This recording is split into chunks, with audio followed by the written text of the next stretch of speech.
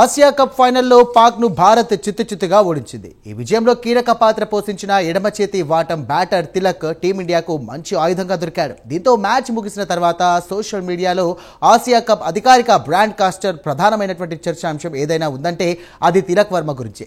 దేశవ్యాప్తంగా తిలక్ వర్మ పేరు మారుమోగుతోంది.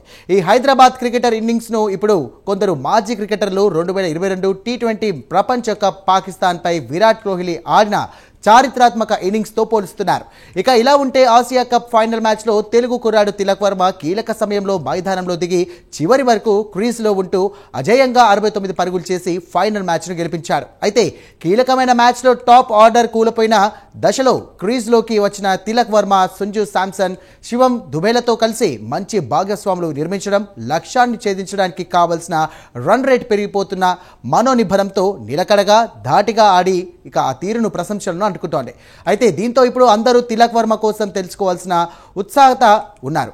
అతడి గురించి గూగుల్లో సెర్చ్ చేస్తున్నారు. అయితే ఓ సాధారణ మధ్యతరగతి ఎలక్ట్రీషియన్ కొడుకైన తిలక్ వర్మ నిరంతరం కృషి, పట్టుదల, ఆత్మవిశ్వాసమే అతన్ని ఈరోజు ఈ స్థాయికి తీసుకువచ్చింది.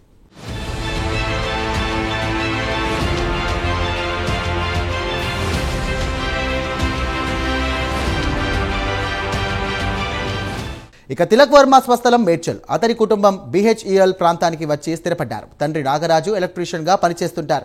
తిలక్ తల్లి పేరు గాయత్రీదేవి. తిలక్ వర్మ అన్న తరుణ్ వర్మ బ్యాడ్మింటన్ ప్లేయర్. 11 ఏళ్ల వయసులోనే క్రికెట్ ఆడడం ప్రారంభించిన తిలక్ వర్మ క్రికెట్ ఆడుతూనే చదువు కొనసాగించాడు. అయితే ఓ రోజు బార్కస్ గ్రౌండ్లో టెన్నిస్ బాల్ క్రికెట్ ఆడుతున్న తిలక్ బ్యాటింగ్ చూస్తున్న తీరును చూసిన కోచ్ సలాం బయాష్ అతన్ని మంచి అకాడమీలో జాయిన్ చేయించాలని అతని తల్లిదండ్రులకు చెప్పారు. సాధారణ ఎలక్ట్రీషియన్ అయితే తిలక్ తండ్రి అంత ఆర్థిక స్తోమత లేదని చెప్పారు. ఇక దీంతో ఆ రోజు నుండి కోచ్ సలాం బయాష్ తిలక్ అన్ని ఖర్చులు కూడా భరించారు. తన ఇంట్లోనే పెట్టుకొని క్రికెట్లో అత్యుత్తమంగా తీర్చిదిద్దారు. కాబట్టి తిలక్ నిరుపేద కుటుంబం నుండి IPLలోకి ఎంట్రీ ఇచ్చే వరకు కూడా చిన్ననాటి కోచ్ సలాం బయాల్ కృషి ఎంతో ఉంది.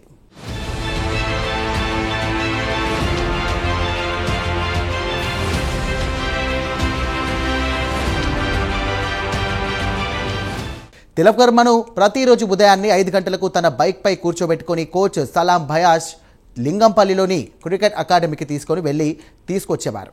ఇది అతని 40 కిలోమీటర్ల దూరంలో ఓల్డ్ సిటీ చంద్రయాన్గుట్టలో ఉంది. అయితే చాలాసార్లు తిలక్ నిద్ర సరిపోక బైక్ పైనే నిద్రపోయేవాడని సలాం బయాష్ గుర్తు చేసుకున్నారు.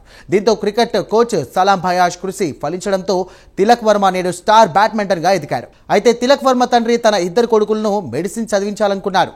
డాక్టర్లు చేసి సమాజానికి ఎంతో కొంత సేవ చేయించాలని అనుకున్నారు. కానీ ఒక కొడుకు తరుణ్ బ్యాడ్మింటన్ వైపు వెళ్తే తిలక్ క్రికెట్ వైపు ఇష్టం పెంచుకున్నారు. తాను డాక్టర్ అయితే చుట్టుపక్కల వాళ్ళకే తెలుస్తుందని, అదే రాణించి దేశానికి ఆడితే ప్రపంచానికే తెలుస్తుందని తిలక్ తన తండ్రితో అన్నాడట.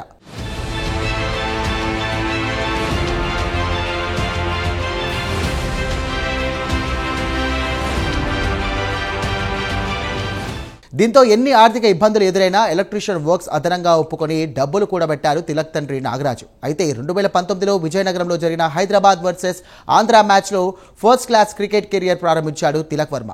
అందులో మొదటి ఇన్నింగ్స్లోనే 5 పరుగులు, 2 ఇన్నింగ్స్లో 34 పరుగులు చేశాడు. అదే ఏడాదిలో హైదరాబాద్ తరపున సౌరాష్ట్రతో లెస్ట్ ఏ మ్యాచ్ సర్వీసెస్తో టీ20 మ్యాచ్లను తొలిసారిగా ఆడాడు. అనంతరం 2022లో IPLలో తొలిసారిగా ఆడాడు. IPLలో ముంబై జట్టు తరపున ఆడిన తిలక్ మంచి స్ట్రైక్ రేట్తో పరుగులు రాబట్టి ఇక ఆటగాడిగా పేరు తెచ్చుకున్నారు. 2025 IPL వేలంలో MI ఫ్రాంచైజ్ రూపాయలు 8 కోట్లకు తిలక్ వర్మను సేవలను సొంతం చేసుకుంది. అహ్మదాబాద్లోని నరేంద్ర మోదీ స్టేడియంలో PBKNతో జరిగినటువంటి తన చివరి IPL మ్యాచ్లో 29 బంతుల్లో 44 పరుగులు చేశాడు.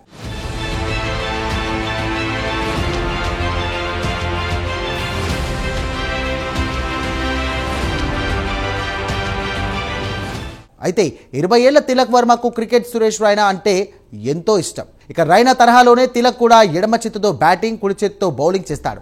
మిడిల్ ఆర్డర్ బ్యాటర్గా గుర్తింపు పొందిన Tilak Varma cover drive, straight drive ఆడటం ఇష్టపడతాడు. మొత్తానికి ఎడమ చేతి వాటం బ్యాటర్ తిలక్ టీమిండియాకు ఓ మంచి ఆయుధంగా దొరికాడు.